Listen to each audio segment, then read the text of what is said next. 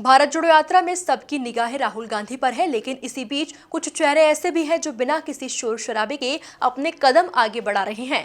उन्हीं में से एक है कन्हैया कुमार। एमपी न्यूज के साथ एक्सक्लूसिव बातचीत में कन्हैया बोले कि आज देश में महंगाई और बेरोजगारी को लेकर लड़ाई की आवश्यकता थी, जिसे इस यात्रा के जरिए लड़ा जा रहा है। देखिए खास बातचीत। राहुल गांधी का जुनून इस कदर जो है मध्य प्रदेश में दिखाई दे रहा है कि सड़कों पर जो है तपती धूप में भी, सर्दी के मौसम में भी जो सियासी हवाएं हैं उसका रुख बदला सा दिखाई दे रहा है। आज आदिवासी बहुल इलाके से जो है राहुल गांधी की एंट्री अब मध्य प्रदेश में लगातार होती जा रही है। हमारे साथ देश के जाने पहचाने चेहरे कन्हैया कुमार जी हैं। कन्हैया जी, क्या कहेंगे, कैसा तजुर्बा आपके लिए भी है? राजनीति से एक अलग छवि जो है राहुल जी की और आपकी भी नजर। देखिए, ये यात्रा न राहुल जी की छवि के लिए है, ना मेरी छवि के लिए है, ना कांग्रेस की छवि के लिए है।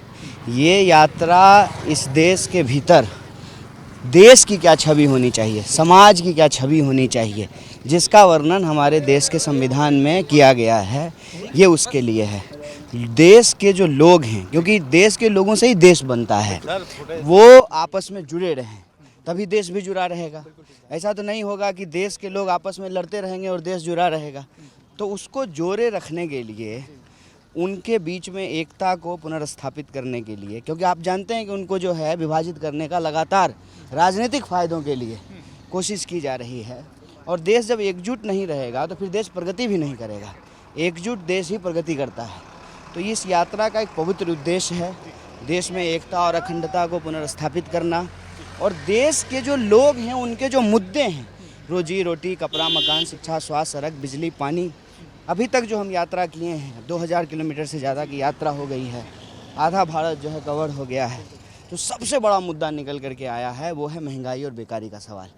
इस सवाल पे जो है राजनीतिक विमर्श हो, राजनीतिक विमर्श के केंद्र में ये सवाल हो और सरकार की जवाबदेही तय की जाए, यही इस यात्रा का लक्ष्य है। कन्हैया कुमार जी बहुत क्रांतिकारी माने जाते हैं। जब सड़कों पर उनके कदम बढ़ रहे हैं तो क्या लगता है ये क्रांति अब पूरे भारत देश में दिखाई देगी? देखिए, मैं फिर कह रहा हूँ कि ये एक व्यक्ति का सवाल नहीं है, ये हमारे समाज का प्रश्न है, ये हमारे देश का प्रश्न है।